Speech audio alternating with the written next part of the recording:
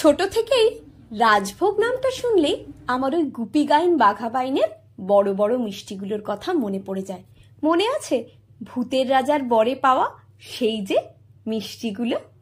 নমস্কার বন্ধুরা, আমি অপালার রান্নাঘরে আপনাদের সকলকে স্বাগত জানাই।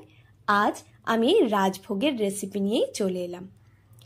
রাজভোগটা বানানোর জন্য এখানে আমি 1 লিটার দুধ নিয়েছি।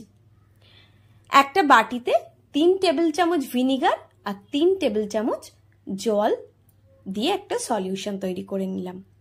দুধটাকে জাল দিতে বসিয়ে দিয়েছি, মাঝে মাঝে এটাকে নেড়ে নিচ্ছি যাতে ওপরে সর না পড়ে যায়। দুধটা একবার ফুটে উঠলে গ্যাসের ফ্লেমটাকে অফ করে দিলাম, দিয়ে এবার মিনিট 2-3 জন্য দুধটাকে একটু ঠান্ডা করে নিচ্ছি। হালকা ঠান্ডা করে নিয়ে দুধটার মধ্যে বানিয়ে রাখা ভিনিগার আর জলের সলিউশনটা দিয়ে আমি ছানাটা কাটিয়ে নিচ্ছি। এইভাবে 2-3 ব্যাচে আমি ভিনিগার সলিউশনটা দুধের মধ্যে দেব। প্রত্যেকবার দেওয়ার পরে হালকাভাবে এটা একটু নেড়ে নেব। দেখুন একটুক্ষণ পরেই ছানাটা কিন্তু কাটতে শুরু করে দিয়েছে।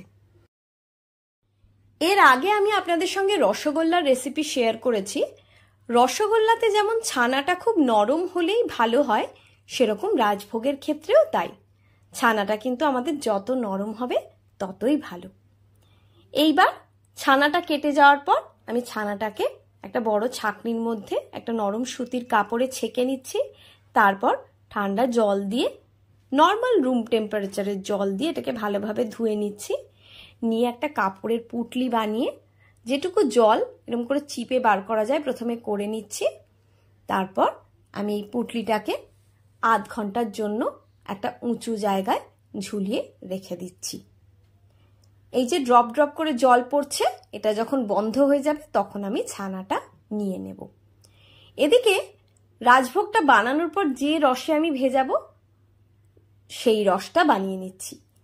1 কাপ চিনি নিলাম আর 2 কাপ জল দিয়ে দিলাম। আস্তে আস্তে চিনিটা গলিয়ে নিচ্ছি। সুগন্ধের জন্য একটা ছোট এলাচ দিয়ে দিয়েছি। মিনিট 3-4 ফুটিয়ে নিয়ে আমি এটা বন্ধ করে দিলাম। এইবার আমি যে রসের মধ্যে রাজভোগটাকে ফোটাবো সেটা বানিয়ে নিচ্ছি। তার জন্য 1 কাপ চিনি দিলাম আর 4 কাপ জল দিয়ে দিলাম। এইভাবে চিনিটা গোলার জন্য আস্তে আস্তে বসিয়ে দিলাম। এদিকে আধ ঘন্টা হয়ে গিয়েছে। ছানাটা দেখুন কতটা নরম সুন্দর ছানা তৈরি হয়েছে। এইবার ছানাটাকে আমি খুব ভালোভাবে মেখে নেব। হাতের তালুর এই জায়গাটা দিয়ে এইভাবে ঘষে ঘষে ছানার মধ্যে যত দানা আছে সেগুলো সব ভেঙে গোটাটাকে একটা তালের মতন বানিয়ে নেব।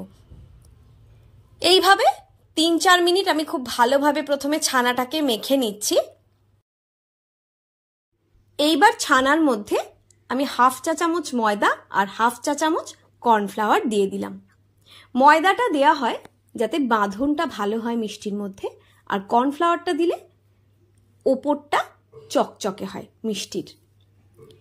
কর্নফ্লাওয়ার আর ময়দাটা দেওয়ার পরেও আমি মিনিট 3 ভালোভাবে মেখে নিলাম।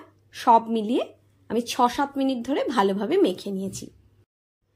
এইবার পছন্দ মতো সাইজের মিষ্টি আমি বানিয়ে নিচ্ছি। হাতের মধ্যে একটুখানি আমি সর্ষের তেল মাখিয়ে নিলাম। এবার একটা রাফলি মিষ্টিগুলোকে একটু গোল গোল আকার করে নিচ্ছি। প্রথমে সব কটাকে এইভাবেই করে নিচ্ছি। তারপর যে থালার মধ্যে মিষ্টিগুলো বানিয়ে আমি রাখবো সেই থালাতেও একটু সর্ষের তেল দিয়ে দিলাম। এবার প্রত্যেকটা গোলাকে আমি নিয়ে এইভাবে চ্যাপটা করে এর মধ্যে কয়েক টুকরো পেস্তা আর কয়েকটা মিছরি দিয়ে দিচ্ছি। এবার এই সবগুলোকে নিয়ে একসাথে সুন্দরভাবে মিষ্টিটাকে প্লেন করে আমি বানিয়ে নিচ্ছি। চেষ্টা করতে হবে গাটা যত প্লেন হয় ততটাই করার। এক এক করে সবগুলো মিষ্টি আমি এইভাবেই বানিয়ে নেব। আরও একটা মিষ্টি বানিয়ে আপনাদের দেখিয়ে দিচ্ছি।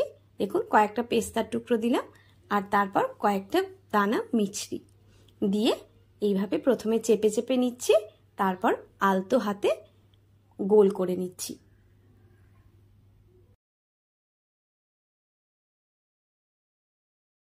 একইভাবে সবগুলো মিষ্টি আমার বানিয়ে নেওয়া হয়ে গিয়েছে। এদিকে এতক্ষণে আমার চিনিটা পুরো ভালোভাবে গলে গিয়েছে আর জলটাও খুব ভালোভাবে ফুটছে। একটা একটা করে মিষ্টি আমি কড়াইয়ের মাঝখানে দিয়ে দিচ্ছি। এইভাবে সবগুলো মিষ্টি দেওয়ার পর মিনিট 3 ঢাকা না দিয়ে ফুটিয়ে নিলাম। তারপরে আমি ঢাকাটা দিয়ে দিলাম। একই সঙ্গে পাশের ওভেনে কিন্তু আমি গরম জল অলরেডি ফোটাচ্ছি। এবার প্রত্যেক 3-4 মিনিট অন্তর আমি ঢাকাটা তুলে একটুখানি করে 3-4 হাতা করে এর মধ্যে গরম জল দেব আর মিষ্টিগুলোকে ধার থেকে ঠেলে ঠেলে মাঝখানে এইভাবে পাঠিয়ে দেব। যেহেতু এগুলো রাজভোগ, সাইজটা একটু বড়, তাই মিষ্টিটাকে আমি সব মিলিয়ে 20 থেকে 22 মিনিট মতন ফুটিয়েছি এবং প্রত্যেক 3-4 মিনিট অন্তর এই প্রসেসটা কিন্তু আমি করেছি। এখানে আমি দুবারই করে দেখালাম আপনাদের। তারপরে 22 মিনিট মতন পরে আমি গ্যাসের ফ্লেম অফ করে দিলাম। রস সমেত একটা মিষ্টিকে হাতায় তুলে আমি দেখিয়ে দিলাম। দেখুন মিষ্টিটা কত সুন্দর হয়ে গিয়েছে। একটা বাটিতে ঠান্ডা জল নিয়ে আমি ফ্রিজে আগেই রেখে দিয়েছিলাম। এবার সেই জলের মধ্যে একটা একটা করে সব মিষ্টিকে আমি দিয়ে আধ ঘন্টার জন্য ভিজিয়ে রেখে দিলাম। এবার আগে যে রসটা বানিয়ে রেখেছিলাম সেটা এতক্ষণে ঠান্ডা হয়ে গেছে। তার মধ্যে 3-4 ড্রপ আমি রোজ এসেন্স দিয়ে দিলাম। এবার আধ ঘন্টা পরে ঠান্ডা জলে ভিজিয়ে রাখা মিষ্টিগুলোকে চিপে চিপে আমি এই রসের মধ্যে দিয়ে দিচ্ছি। ঠান্ডা জলে ভিজিয়ে রাখার কারণে মিষ্টিগুলো কিন্তু খুব নরম থাকবে। এবার দেখুন মিষ্টিগুলোকে রসে ভেজানোর পরে আস্তে আস্তে এর মধ্যে দেখুন রস ঢুকে কি সুন্দর গোল গোল হয়ে যাচ্ছে। সব কটা মিষ্টিকে রসে দেওয়ার পর শেষে এর মধ্যে কয়েকটা কেশরের টুকরো আমি দিয়ে দিলাম। এইবার আমি 4-5 ঘন্টার জন্য ভিজিয়ে রেখে দিলাম। ঘন্টা 4 পরে দেখুন মিষ্টিগুলোর মধ্যে সম্পূর্ণ রস ঢুকে গিয়েছে এবং কত সুন্দর মিষ্টিগুলো হয়েছে। আমি আপনাদেরকে একটা কেটেও দেখিয়ে দিচ্ছি।